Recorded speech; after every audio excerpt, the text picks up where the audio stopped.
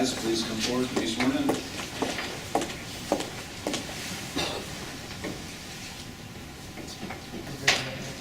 you solemnly swear that the testimony you're about to give truthfully and faithfully conforms with the rules and facts of the Mock competition? I do.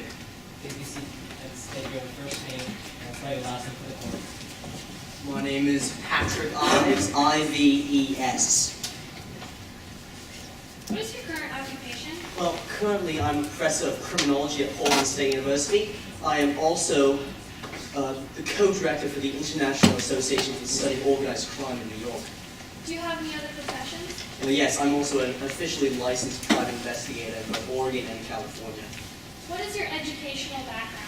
Well, I got my bachelor's degree in sociology from the University of Chicago. I then went on to get my master's degree in sociology from the University of Indiana. I then also went on to get my doctorate in criminal justice from also the University of Indiana. What is your specialty? Well, with over 40 years of experience, at least 30 of those years, I have worked in studying organized crime. I have written 5 books on the subject involving corrupt law enforcement officials, evidence tampering, and methods of organized crime. Your Honor, I would like to enter this witness as an expert in criminology with a focus in organized crime. Any objection? We object to the focus on organized crime. The credentials are satisfactory to the court. He will be received as an expert in the field of organized crime as it reflects on the criminal justice system. Thank you, Your Thank Honor. you. Why did you become involved in this case? Well, the case was first brought to my attention because an old school friend of mine asked me if I could help in going over the evidence for the case. However, I became increasingly involved in the case because of the obvious organized crime involvement. What did you do to familiarize yourself with the case materials? Well, I went over all the witness statements. I went over all the autopsy reports, the police reports, and the supplemental police reports made by police officer Chris Riggs. Please tell the jury what are common methods in organized crime. Well, common methods are both loan sharking and extortion. Also, intimidation through murder and violence are very common methods of organized crime. What is the role of murder in organized crime? Well, there are 2 ways murder can be used in organized crime. The first is a horrific, absolutely disgusting murder that is used to intimidate opposing forces of the mob, like to send a message, I guess. And the second would be skillfully hiding the crime in order to destroy the time of death and to later dispose of the body. What style did you find in this crime? Well, the style that I found in this crime was to skillfully hide the body in order to destroy time of death. Let's bring our attention to the victim, Ms. Frost. What was Ms. Frost's connection with Mr. Contralto? Well, going over all the witness statements and all the evidence, I found that the connection Ms. Frost had to Mr. Contralto was the fact that Ms. Frost owed a substantial amount of money, over $200,000, to Mr. Contralto. In your expert opinion, what is your opinion as to whether Ms. Frost was murdered by a person involved in organized crime? Well, in my expert opinion, I can safely say that Ms. Frost was killed by a member of organized crime. No further questions, Your Honor. Cross. Yes, Your Honor.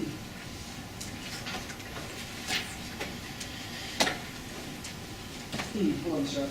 Hello? Now, you spent a total of 4 hours studying this entire case, isn't that correct? Yes, that is correct. Well, so 4 hours. You did visit the crime scene, though, right? No, it's not really my job to visit the crime scene. I'm an investigator, I'm not a detective. But did you conduct independent analysis, or did you just use police evidence? Well, I used the evidence that was given to me by defense counsel and all the evidence that was collected by all the members of the investigative team. So no independent analysis was conducted, correct?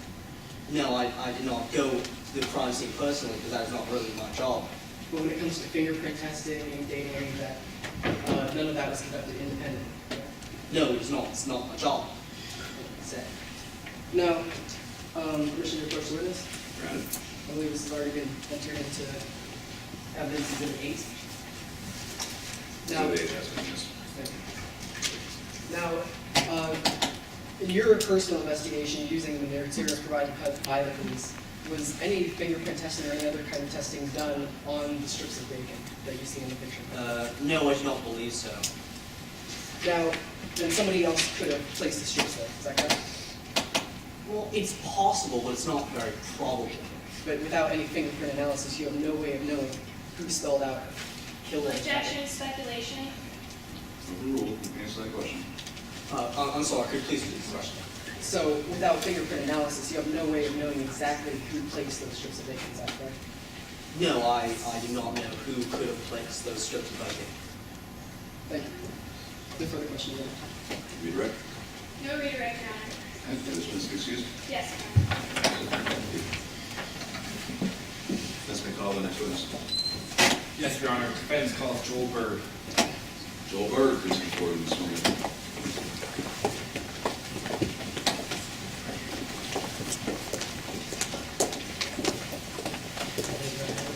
Do you solemnly swear that the testimony you're about to give faithfully and truthfully conforms with the rules and regulations of the mock trial competition? I do. Please be seated and say your name and spell your last name to the court. My name is Joel Bird. Excuse me. B-Y-R-D. Mr. Bird, did you ever contact Detective Chris Riggs? Yes, I did contact Detective Chris Riggs on 2 different accounts. Why did you contact him? Well, you see, I came upon some valuable information that would benefit him in his investigation on the murder of Miss Frost. What was this valuable information? Well, you see, Luca Tralto had told me that he murdered Miss Frost. Thank you, Your Honor. No further questions. Cross. Thank you, Your Honor. Good afternoon, Mr. Bird. I understand you have quite an extensive criminal record. Can you please answer yes or no to the following? Have you committed property ransom? Objection, Your Honor. Under Rule 404B, previous bad acts are not admissible. And why are you offering this particular evidence? It is necessary to show whether or not his testimony can be credible. Since it goes to his credibility as a witness. Your Honor, may I be heard? You may.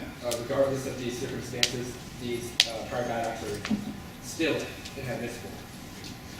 Evidence of the conviction of a crime involving dishonesty will come in as it pertains to credibility of the witness. Objections overruled. Thank you, Your Honor. Next question. Please answer yes or no to the following. Have you been convicted of property ransom? Yes, this is true, Child deception? Yes, that's true. Insurance fraud? Yes, this is all true, And, living in Sacramento and having such a... Once again, under Rule 404B, prior bad acts are not admissible. Okay. To the extent that we're getting into simply convictions involving dishonesty, that objection is overruled. Please answer the questions. Please answer yes or no to the following. Have you been convicted of insurance fraud? Yes, this is true, coming and living up and growing up in a bad neighborhood, I had to do what I had to do to survive. Have you been convicted of identity theft? Yes, I tried to change the person I am, and, I came clean on this. And these are all very serious charges. Yes, you can say that, but I'm serving my time now in prison. So now you... Your Honor, please instruct opposing counsel to step aside so that I may better view my witness. Counsel, please do not block the defense view. My apologies. Thank you, Your Honor. Now, you had known Luke Controlto pretty well before your encounter in prison, is that correct? Well, yeah, we had met before, but I wouldn't say I knew him very, very well. And were you aware of his criminal activities? Yeah, a lot of word on the street about him. And did you inform the authorities of his criminal activities? They already knew about it. But this time, you did inform the authorities. Yes, I did. And as I said, I came in contact with Detective Chris Riggs. I talked with him. I told him everything I knew, but he failed to show up and talk to me in my jail cell. So during your talk, Controlto claimed to have quote-unquote connections on the inside that would get him out of jail. Would this be correct? Yes, that is exactly what he said. You do not have such connections, do you? No, I don't, and I don't wish to have connections like that. That is, that would give you even more trouble. So you wish to stay in jail? You don't wish to reduce your sentence at all? Well, Your Honor, speculation.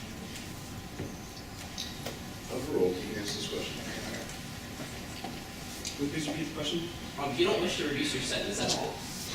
You know, things like that would be nice, but I feel like I owe something back to society for what I've done. You know, most people in jail, they find religion, but me, I find the truth in the real person I am. I would say that most people wouldn't want to be in jail, but moving on, you claim that Contralto used you to, quote-unquote, get the word out about it. Would this be correct? Yes, you know, being a mobster, you know, something that he strives off of is, you know, people fearing him, and this is exactly what he did. He told me something that he would expect me to spread on, as I am right now, that would put his name out on the street and people would start to fear him even more. You don't like being used in this fashion, though, do you? You know, being truthful as I am right now, I feel like it's the right thing to do. Strike your relevance. Council, how is this relevant? This is relevant because if he doesn't like being used, then why would he bring it up in his affidavit if that's just doing exactly what Luca Contralto wanted him to do? Sustain the objection this time. Thank you, Your Honor. Thank you, Your Honor. So is it conceivable that you have additional motives for testifying today, Mr. Bard? You know, the defendant who came to talk to me, unlike Detective Chris Riggs, said that she would pay me back, but I wasn't expecting anything in return except for a clean conscience. Thank you, Your Honor. No further questions. Redirect. Yes, Your Honor. Mr. Byrd, what are you gaining from this testimony? As I said before, the only thing I'm gaining from this testimony is a clear conscience and a new life.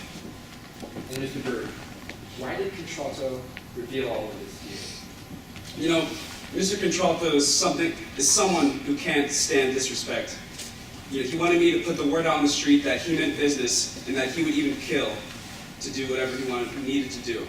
Thank you, Mr. Byrd. Thank you, Your Honor. No further questions. May this witness be excused? Any objections to this witness being excused? Ms. West? No, Your Honor. You can sit down. Thank you, Your Honor. May I call the next witness? The defense calls Willie Freeman to stand.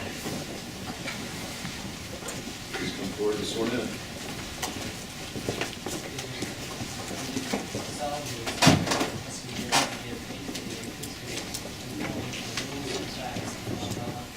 I did.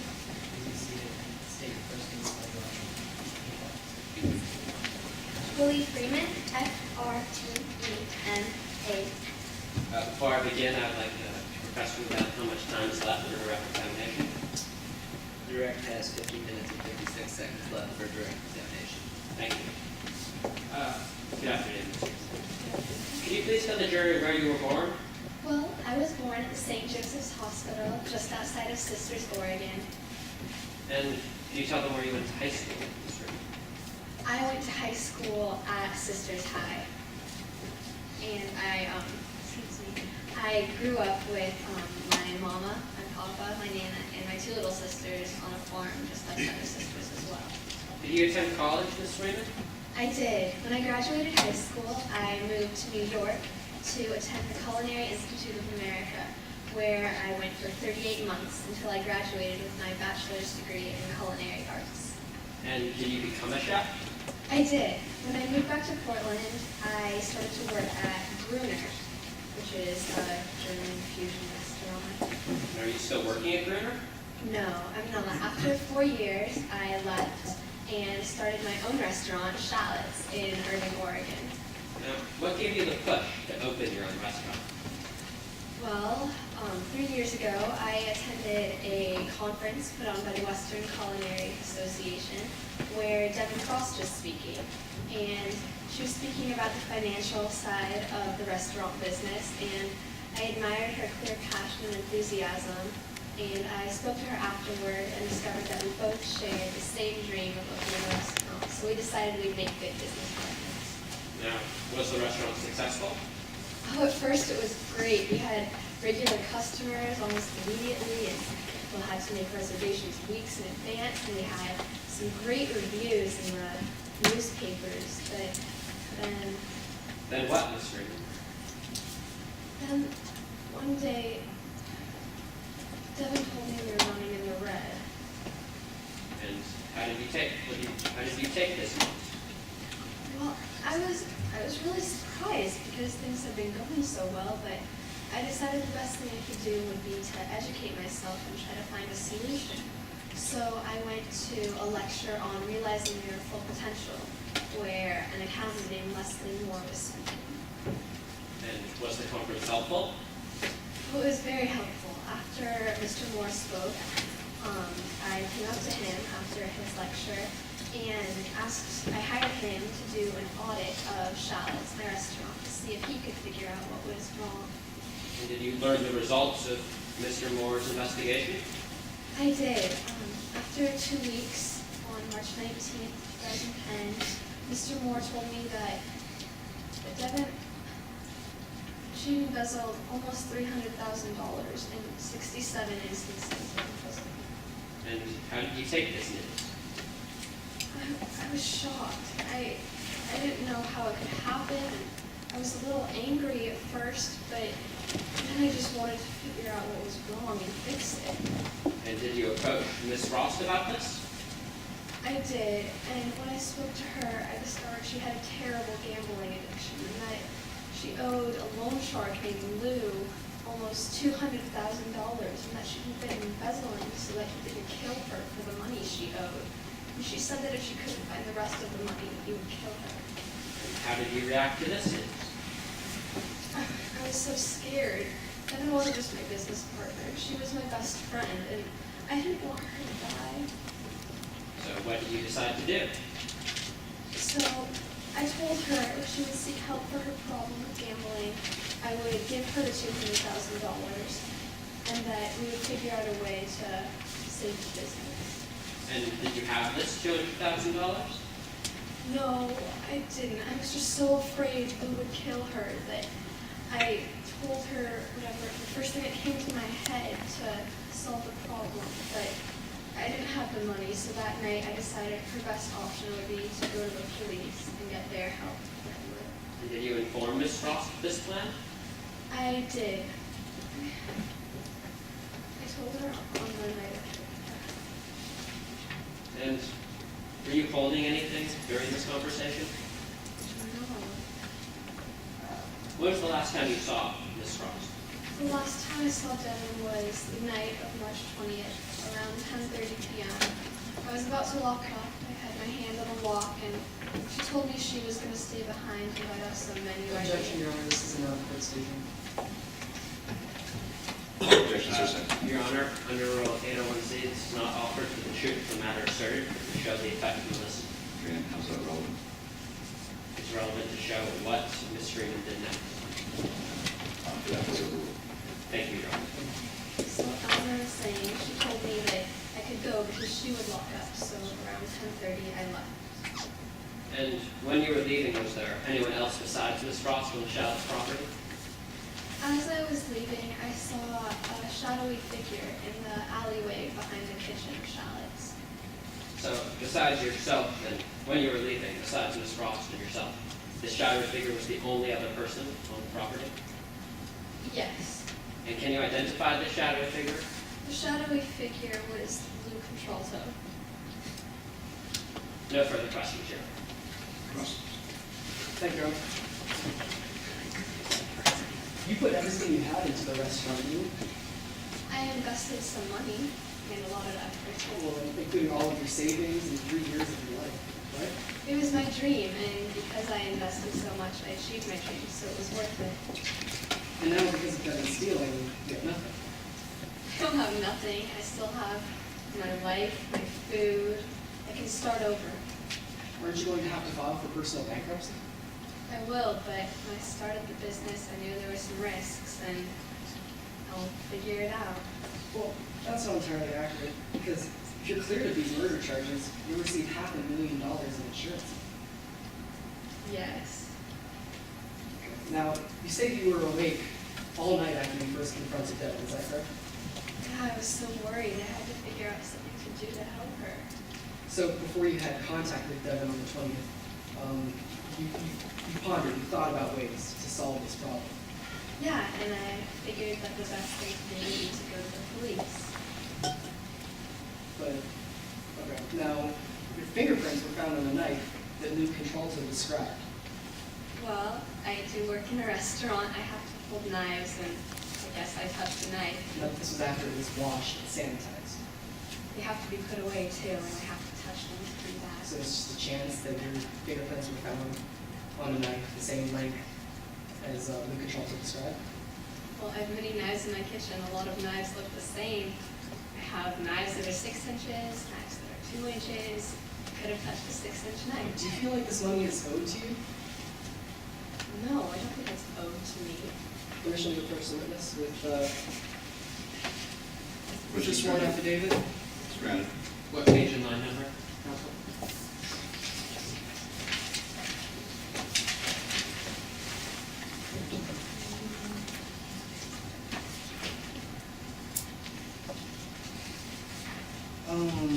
Page 21, lines 13 to 15.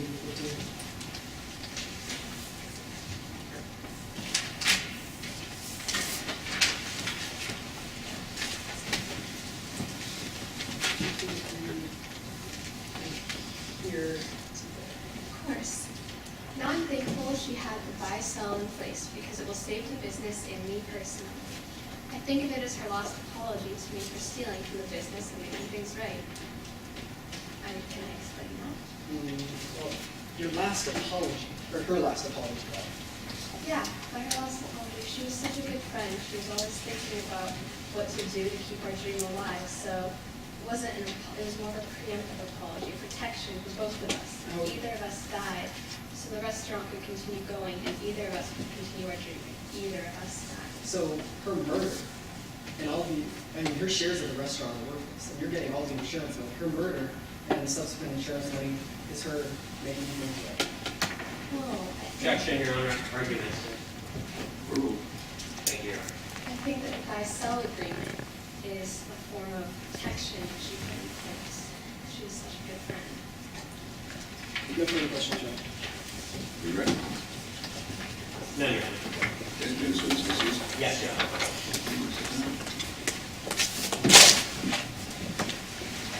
Any additional witnesses for the defense? No, Your Honor. The defense rests.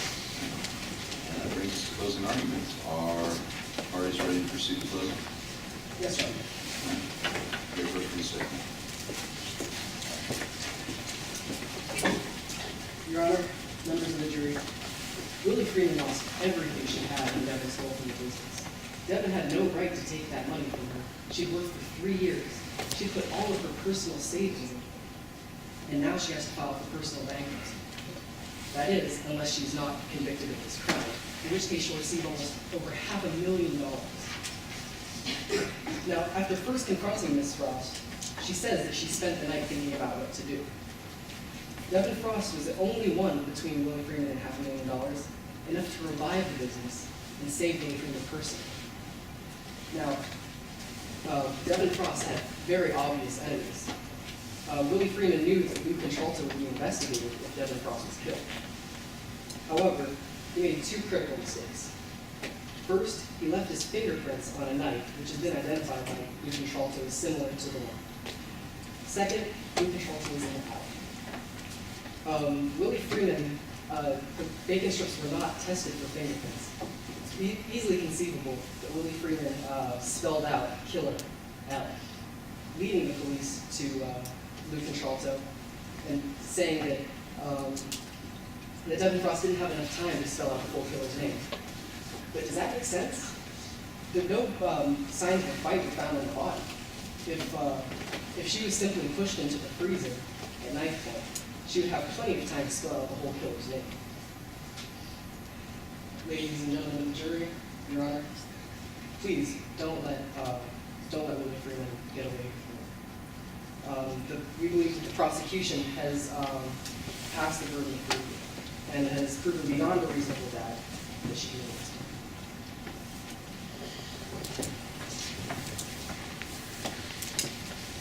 Yes. Permission to use Exhibit 8 in closing. You may use any exhibits that have been received in evidence. You may publish those to the jury.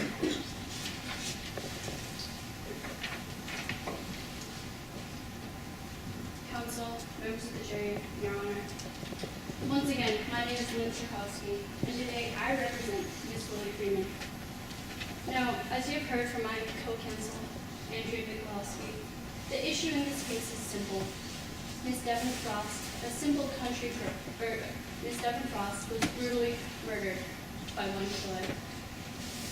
Blocked in a cold industrial freezer. She lay shivering until she died. The prosecution has tried to charge Miss Willie Freeman with first-degree murder. To prove this charge, they must show two things.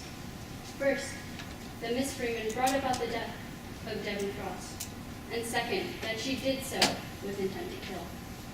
The prosecution has the burden of proving this beyond a reasonable doubt. The prosecution has argued motive in this case. They have argued that Miss Freeman wanted to salvage her restaurant, and that this was enough motive. They also argued that Miss Freeman only cared about money, and that this was enough motive for Miss Freeman to walk away her best friend. You have heard today, members of the jury, how Miss Freeman was not educated in the fine arts of finance, and so was not familiar with the terms and conditions of the buy-sell agreement. Miss Freeman only cared to provide good people with good food. She was a cook, members of the jury, not a killer. You have also heard from Detective Christopher Riggs how he investigated the crime scene 10 days after Miss Frost's murder, and how he is now attempting to charge Miss Freeman with fingerprints found in her kitchen where she works every day. These fingerprints were found a week and a half later, members of the jury. You have also heard from Professor Pat as to the nature and characteristics of this crime. Cigarette burns, signs of strangulation, and threatening phone calls, all pointing towards a mob there. And members of the jury, you have heard not one, but two witnesses testify today who are affiliated with the mob. Lou Contralto and Detective Christopher Riggs. Detective Christopher Riggs ignored Jaybirds' phone calls warning him about Lou Contralto because he felt they weren't necessary and did not explore every outlet. Now, members of the jury, turning to Les Moore testified that he saw Lou Contralto lurking in the alley behind Shallots daily and on the day of Miss Frost's death, and that Les Moore, also heard the threatening phone calls and saw the cigarette burns on Miss Frost's wrist. Now, you've also heard Jaybird testify as to the threat of intent to kill declared by Lou Contralto, not Miss Willie Freeman. Lou Contralto. Now let's turn to Miss Frost herself. Trapped in an industrial freezer and slowly dying of hypothermia as the chill bit her cheeks and her skin, Miss Frost made one last declaration. She spelled out words, killer, and then she laid out two more strips, members of the jury, at a perpendicular angle. Now, this wasn't spelling out W. W has no perpendicular angles. No, the letter L, members of the jury. She spelled out killer, F. And members of the jury, let me remind you, Lou Contralto was first arrested for the murder of Miss Frost. Lou Contralto made threatening phone calls towards Miss Frost. Lou Contralto, the only witness whose name begins with L. Who did Miss Frost identify as her killer? Lou Contralto. The prosecution has had the burden of proving beyond a reasonable doubt that Miss Freeman is guilty of first-degree murder. They've tried to argue means, motive, and opportunity, and they've failed on all these counts. We, the defense, ask you, members of the jury, to reflect on what you have heard today and to find Miss Freeman, a simple country girl who only wishes to provide good people with good food, a cook, not a killer, not guilty on all charges.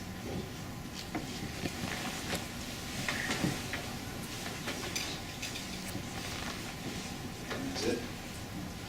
Is the state wishing to give a vote? Okay.